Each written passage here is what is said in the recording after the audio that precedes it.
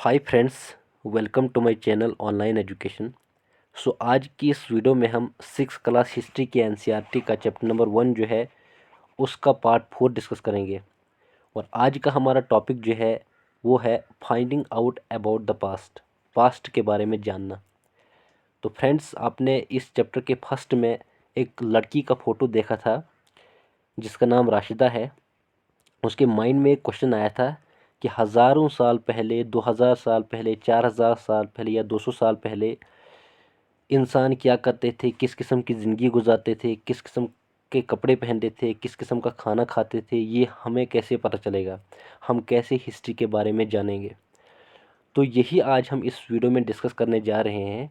तो I hope कि आप मेरी इस वीडियो को शुरुआत से लेकर एंड तक ज़रूर देखेंगे। So let's start today's topic. There are several ways of finding out about the past. तो पास्ट के बारे में जानने के लिए अलग अलग किस्म के तरीके हैं, बहुत सारे तरीके हैं हमारे पास, बहुत सारे ज़रिए हैं हमारे पास जिससे हम पास्ट के बारे में जान सकते हैं।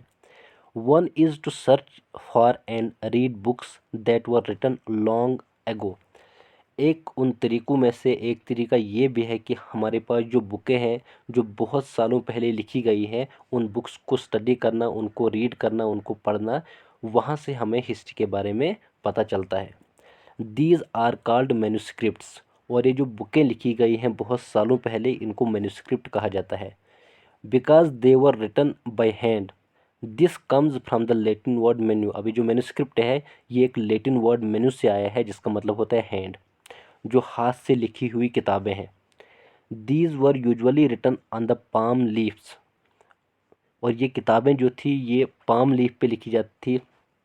पाम का एक लीफ जो होता है, जो पाम ट्रीज़ होते हैं जो कि हिमालय के अंदर पाए जाते हैं, तो उनका लीफ जो होता था, क्योंकि उस वक्त पेपर की कमी थी, पेपर तो उस वक्त थे नहीं, तो इसलिए हिस्ट्री लिखने के लिए, रिकॉर्ड रखने के लिए जो किंग था वो, उसने जिसको रखा होता था रिकॉर्ड लिखने के लिए, तो वो उसको बताता था कि आप इस तरह से पाम के लीफ जो है उसका इस्तेमाल करके आप हिस्ट्री को रिकॉर्ड कीजिए। तो इस तरह से पाम लीफ का इस्तेमाल करके वो हिस्ट्री को लिखा करते थे।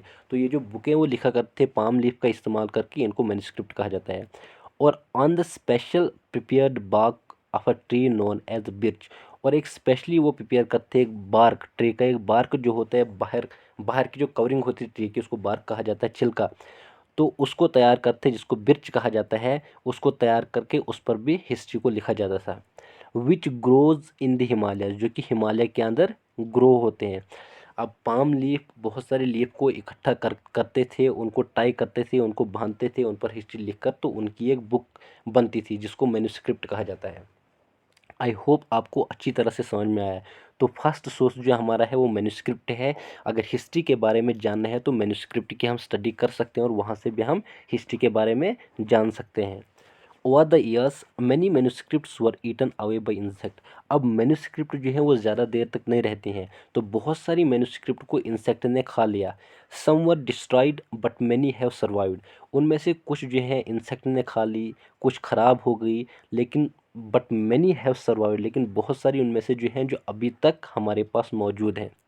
Often preserved in the temples and monastery, जिनको अक्सर कहाँ पर रखा जाता है, टेम्पल्स में रखा जाता है और मोनेस्ट्रीज में रखा जाता है, जहाँ पर वो अच्छी तरह से प्रिजर्व्ड हैं, जहाँ पर कुछ कोई इंसेक्ट नहीं है और किसी भी इंसेक्ट ने उनको नहीं खाया है, और वो हमारे पास अब भी मौजूद हैं। तो अगर हमने पास्ट के बारे में जानना है तो हम मैन्युस्क्रिप्ट को निकालते हैं, उनको पढ़ते हैं और उससे हमें पता चलता है पास्ट के बारे में।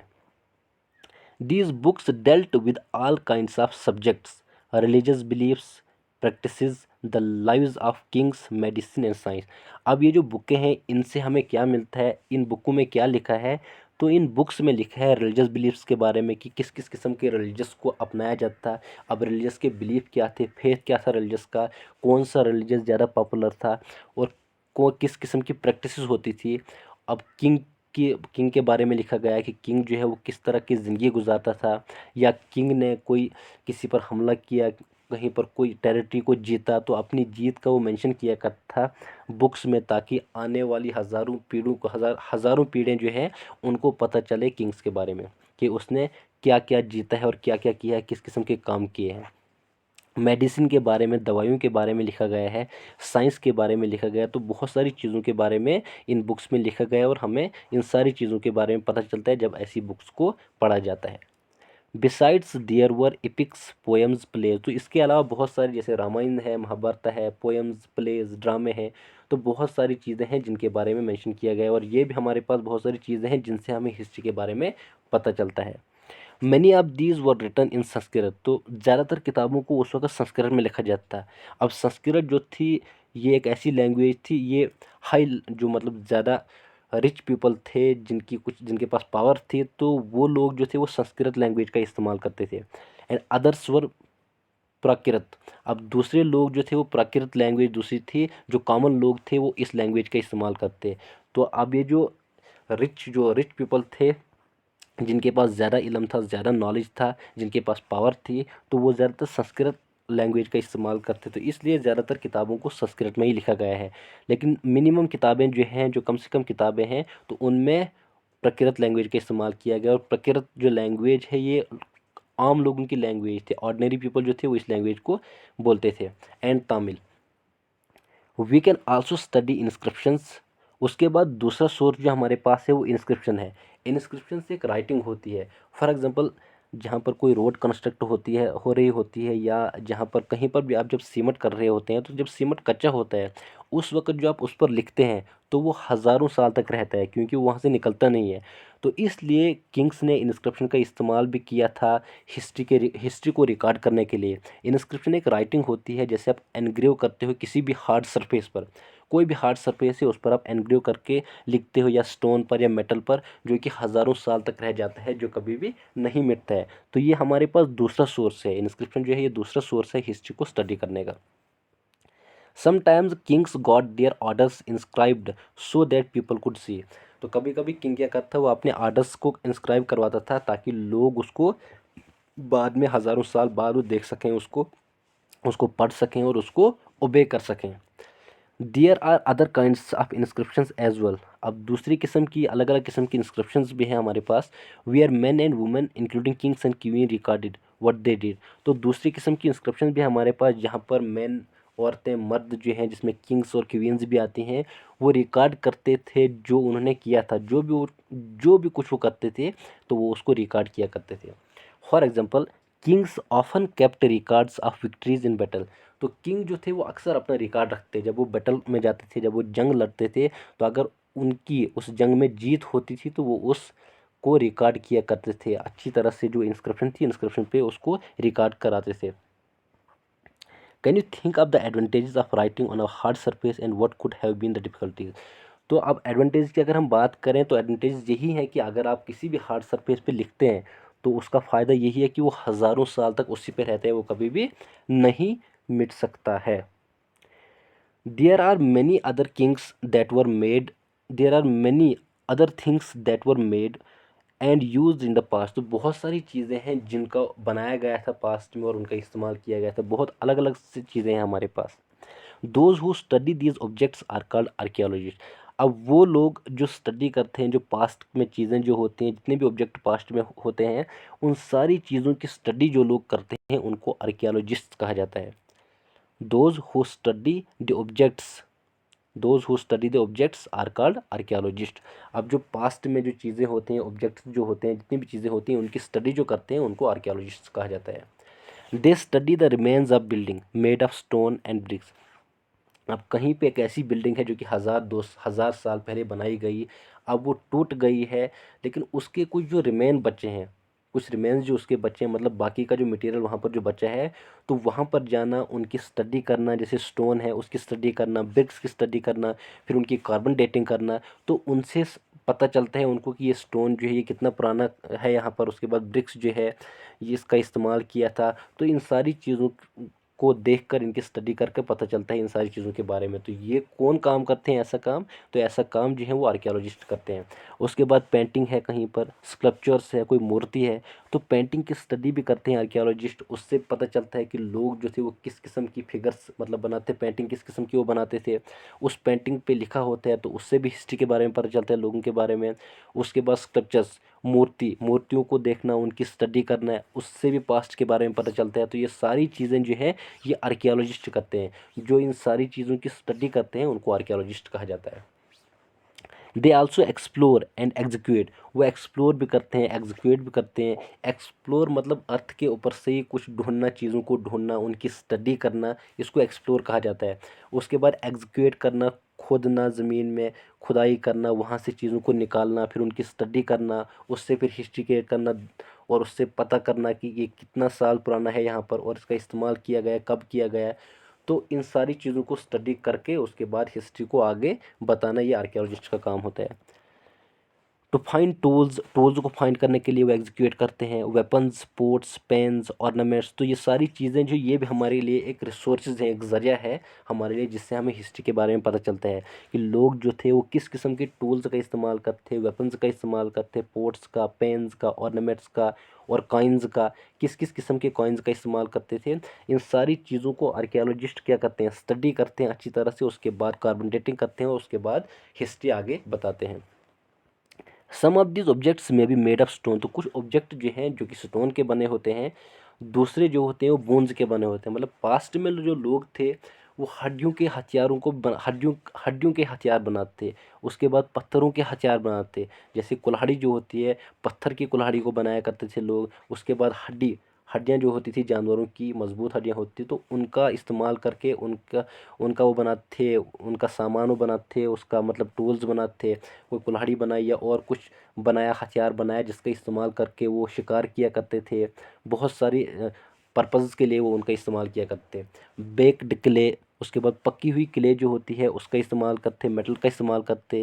जैसे बहुत सारी जगहों पे बेक्ड क्ले का इस्तेमाल करके, मतलब आप पढ़ेंगे इंडस्ट्रियल सिविलाइजेशन, अगर आप पढ़ेंगे तो वहाँ पर आपको पता चलेगा कि लोग जो थे उनने किस किस्म के पत्थर या ब्रिक्स का इस्तेमाल किया था घर बनाने के लिए। उससे पहले प्री हिस्ट्री में लोग जो थे वो कहाँ रहा करते थे। उसके बाद उन्हें बेक्ड क्ले का इस्तेमाल करना शुरू कर दिया, मेटल्स वगैरह का। उसके बाद objects that are made of hard imperishable substances usually survive for long. अब ऐसे ऑब्जेक्ट जो हार्ड चीज़ से बने होते हैं तो वो इम्पेरिशेबल होते हैं। इम्पेरिशेबल मतलब जो कभी ख़त्म नहीं होते हैं, तो वो बहुत देर तक रहते हैं। अब ऐसी चीज़ें जो पेरिशेबल हो, जो हार्ड सब्सटेंस से नहीं बनी हो, तो वो चीज़ें जो हो वो जल्दी ख़त्म होती हैं। आई होप आपको अच्छी तरह से समझ में आया होगा। यहाँ पर एक इंस्क्रिप्शन दी गई है, an old inscription, this inscription dates to about 2250 years, 2250 साल पहले की एक इंस्क्रिप्शन है। And was found in Kandahar, present day Afghanistan, जो कि कंधार में मिली गई थी। आज के दिन में यह कहाँ पर है, ये अफगानिस्तान के अंदर आती है। It was inscribed on the orders of a ruler named Ashoka, ये अशोका जो था, अशोका रूलर जो था, अशोका द ग्रेट, तो वो रूलर जो था उसके आर्डर पर इस इंस्क्रिप्शन को इंस्क्राइब किया गया था। You will read about him in chapter 7, जो चैप्टर 7 आप पढ़ेंगे उसमें आपको इसके बारे में अच्छी तरह से मालूमात मिलेगी। व्हेन वी राइट एनीथिंग, जब हम कुछ भी लिखते हैं, किसी भी स्क्रिप्ट का इस्तेमाल करते हैं, वी यूज़ अ स्क्रिप्ट, हम किसी भी स्क्रिप्ट का इस्तेमाल करते हैं। When we write anything we use a script, हम एक स्क्रिप्ट का इस्तेमाल करते हैं। स्क्रिप्ट्स कंसिस्ट ऑफ लेटर्स और साइन, अब स्क्रिप्ट्स में क्या क्या आता है, स्क्रिप्ट्स में लेटर्स भी आते हैं और साइन भी आता है। When we read what is written, जब हम पढ़ते हैं क्या लिखा गया है, क्या बोला गया है, तो हम लैंग्वेज का इस्तेमाल करते हैं। This inscription was inscribed in 2 different script, इस इंस्क्रिप्शन को 2 अलग अलग स्क्रिप्ट्स में बनाया गया था, अलग अलग लैंग्वेजेस में। एक तो ग्रीक थी जो कि टॉप लैंग्वेज थी, दूसरी अरामिक थी जो कि उससे थोड़ी सी लो थी, which were used in this area, जो इस एरिया के अंदर इस्तेमाल होती। तो इससे जो इंस्क्रिप्शन है इससे भी हमें पता चलता है, ये भी एक बेहतरीन सोर्स है हिस्ट्री को जानने का। Archaeologists also look for bones, अब आर्कियोलॉजिस्ट जो होते हैं वो बोन को भी देखते हैं, उनको भी ढूंढते हैं, और बोन को ढूंढने के बाद उनकी स्टडी करते हैं। जैसे कि जानवरों की बोन ढूंढते हैं, बर्ड्स की बोन, फिशेस की बोन, तो इनसे उनको पता चलता है कि लोग जो थे वो किस किस्म के एनिमलों का हंट करते, उनका शिकार करते और किस किस्म के जानवरों को वो खाया करते थे। उनको इन बोन्स से पता चलता है, क्योंकि उनको बोन्स को ढूंढना पड़ता है, उनका काम यही होता है। फिर उनकी स्टडी करते हैं, उसके बाद उनकी डेटिंग करते हैं कि कब, कितने साल पहले यहाँ पर इनका इस्तेमाल किया गया था। तो इन सारी चीज़ों से वो फिर आगे हिस्ट्री को बताते हैं। और पहले के कॉइन जो थे वो टोटली डिफरेंट थे आज के कॉइन से। यहाँ पर आपको नज़र आ रहा होगा, आई विल शो यू। यहाँ पर ये जो कॉइन है, यहाँ पर ये वाला कॉइन जो है यहाँ पर, तो ये जो था इसका, ये पहले पहले का कॉइन था जिसका इस्तेमाल पहले लोग करते थे। तो आज का कॉइन जो है, आज का कॉइन हमारा बिल्कुल टोटली डिफरेंट है। To find out what people ate in the past, past में लोग क्या खाते थे वो पता करने के लिए आर्कियोलॉजिस्ट को जानवरों की जो बोन्स हैं उनकी स्टडी करनी पड़ती है। Plant remains survive for more rarely, अब प्लांट्स के जो रिमेन्स होते हैं, पौधों के जो रिमेन्स होते हैं वो ज़्यादा देर तक नहीं रहते हैं, लेकिन जो एनिमल्स के रिमेन्स होते हैं वो लॉन्ग पीरियड के लिए सर्वाइव करते हैं। If seeds of a grain or a piece of wood have been burnt they survive in charred form. Do you think cloth is found frequently by archaeologist, तो क्या आपको लगता है कि जो क्लाउथ जो है इसको आर्कियोलॉजिस्ट को मतलब इसको फाउंड करते हैं फ्रिक्वेंटली, इसको उनको वो मिलता है। Historians that is scholars who study the past, historian जो कि स्कॉलर हैं जो कि पास्ट की स्टडी करते हैं, they often use the word source, वो अक्सर सोर्स का इस्तेमाल करते हैं। To refer to the information के लिए फोन फ्रॉम मैन्युस्क्रिप्ट, जो उनको मैन्युस्क्रिप्ट से इंफॉर्मेशन मिलती है तो उसके लिए सोर्स का मतलब होता है इंफॉर्मेशन। मतलब सोर्स वो होता है जिससे आपकी नीड फुलफिल हो जाए, जिससे आपकी ज़रूरत पूरी हो जाए। Inscriptions and archaeologist, once source are found, एक बार सोर्स मिल गए, learning about the past becomes an adventure as we reconstruct it bit by bit, उसके बाद पास्ट के बारे में सीखना ये एक एडवेंचर बन जाता है और हम इसको रिकन्स्ट्रक्ट करते हैं। उसके बाद आर्कियोलॉजी जो है, जब उनको सोर्सेज मिलते हैं तो फिर उनको उन सोर्सेज का इस्तेमाल करके दोबारा से हिस्ट्री को रिकन्स्ट्रक्ट करते हैं, दोबारा से उसको लिखते हैं bit by bit. So historians and archaeologists are like detective, अब हिस्टोरियंस और आर्कियोलॉजिस्ट जो होते हैं वो एक डिटेक्टिव से कम नहीं होते हैं, वो डिटेक्टिव की तरह ही होते हैं। who use all these sources like clues to find out about the past, ये इन सारे सोर्स का इस्तेमाल करके पास्ट के बारे में फाइंड करते हैं। तो होप आपको चैप्टर अच्छी तरह से समझ में आया होगा। आज के लिए इतना ही, मिलते हैं नेक्स्ट वीडियो में।